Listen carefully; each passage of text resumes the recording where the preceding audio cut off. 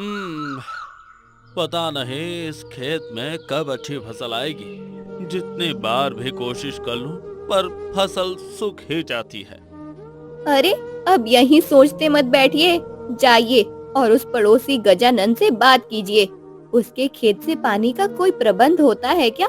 देखिए। अरे, वो गजानन कहाँ देने वाला है पानी। फिर भी जाकर देखता हूँ। सीताराम गजानन के खेत में जाता है। अरे गजानन, फसल को पानी दे रहे हो? हाँ, धूप बढ़ गए है ना। इस समय खेत में 2 बार पानी देना जरूरी है।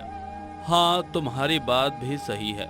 अच्छा है, तुम तो 2 बार फसल को पानी दे रहे हो और मेरे पास 1 बार देने के लिए भी पानी नहीं है। तुम अगर अपने कुएं से पानी दे दो तो।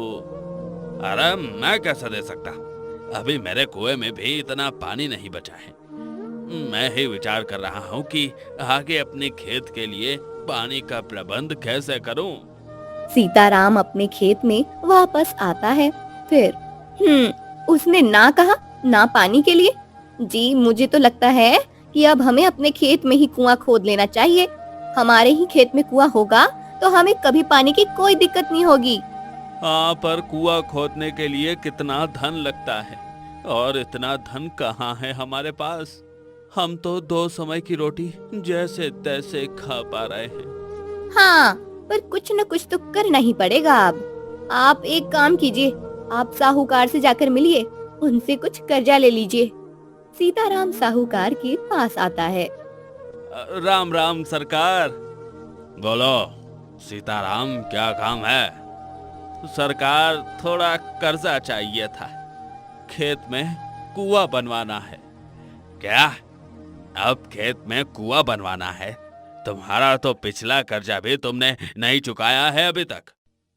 हाँ सरकार, 1 बार कुआं बनवा लूं, फिर फसल को पानी मिलता रहेगा और फसल अच्छी आएगी तो मैं आपका सारा कर्जा एक साथ उतार दूंगा। ठीक है, अगर ऐसी बात है तो दे देता हूँ तुम्हें कर्जा। सीताराम साहूकार से कर्जा लेता है और मजदूरों को बुलाकर कुआं बनाने के काम पर लग जाता है। 2 दिनों के बाद कुआं बनकर तैयार हो जाता है। शाम के समय कुएं का काम पूरा खत्म हो जाता है। सीताराम और मीरा देखते हैं कि कुआं पानी से पूरा भर गया है। अरे वाह, ये कुआं तो पूरा भरा हुआ है।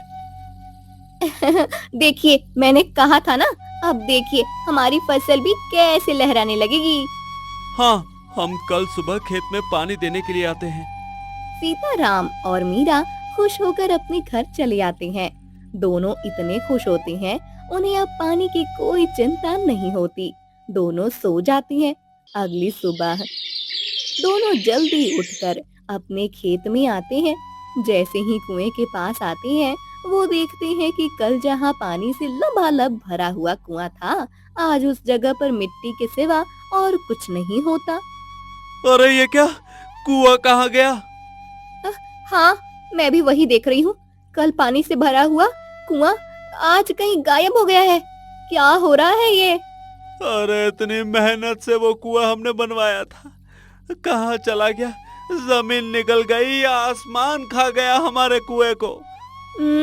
वही तो कुछ समझ नहीं आ रहा है। वो कोई मनुष्य या प्राणी नहीं है कि ऐसे लुप्त हो जाए। अरे, मैंने साहूकार से कर्जा लिया है।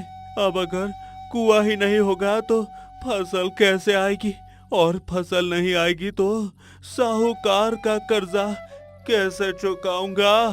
सीताराम अपने सर को हाथ लगाकर नीचे बैठ जाता है। मीरा भी हताश हो जाती है। दोनों को समझ नहीं आ रहा था कि आखिर उनका कुआं ऐसे लुप्त कहाँ हो सकता है। कुछ देर के बाद, सुनिए, आप महाराज से जाकर मिलिए। अरे, महाराज के पास जाकर क्या करूंगा? महाराज के पास जाकर उन्हें बताइए कि किसी ने हमारे कुएं को चोरी कर ली है। क्या कुएं की चोरी हुई है? हाँ, अब हमने इतनी मेहनत और खर्चा करके बनाया हुआ कुआं अब उसकी जगह पर नहीं है। इसका अर्थ यही है ना कि उसकी चोरी हुई है। आप जल्दी जाइए। अरे, कुआं चोरी हो गया है